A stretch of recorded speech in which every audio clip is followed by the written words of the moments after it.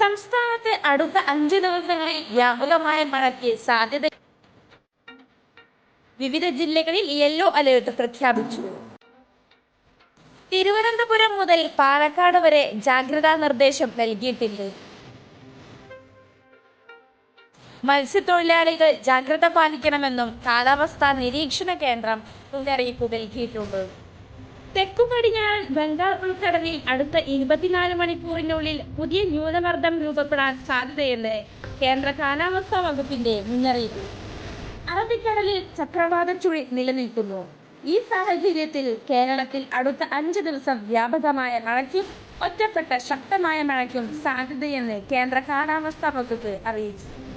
മുല്ലപ്പെരിയാർ അണക്കെട്ടിലെ ജലനിരപ്പിൽ കുറവ് വന്നതോടെ തമിഴ്നാട് 6 സ്പിൽവേ ഷട്ടറുകൾ അടച്ചു.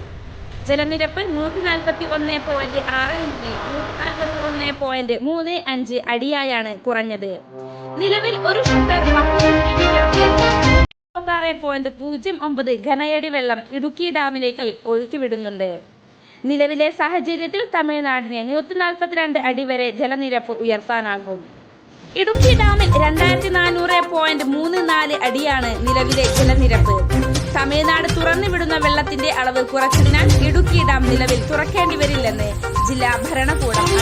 ജലനിരപ്പ് ഉയർന്നതിനെ തുടർന്ന് കല്ലാർ, പൊന്മുടി അണക്കെട്ടുകൾ തുറന്നിട്ടുണ്ട്. ബംഗാൾ ഉൾക്കടലിലെ ന്യൂനമർദ്ദം തമിഴ്നാട്, ആന്ധ്രാപ്രദേശ് സംസ്ഥാനങ്ങളുടെ തീരദേശം, തെക്കൻ ജില്ലകൾ എന്നിവിടങ്ങളിൽ പ്രത്യേക ജാഗ്രത തുടരണം. ഈ മേഖലയിൽ വീണ്ടും പ്രളയസമാന മഴ ഉണ്ടാകാൻ സാധ്യത. കന്യാകുമാരി ഉൾപ്പെടെ തെക്കൻ തമിഴ്നാട്ടിലും ഇന്ന് മുതൽ ഡിസംബർ 3 വരെ സാധാരണയിൽ കൂടുതൽ മഴയ്ക്ക് സാധ്യത. ഒറ്റപ്പെട്ട ശക്തമായ മഴയും പ്രതീക്ഷിക്കുക.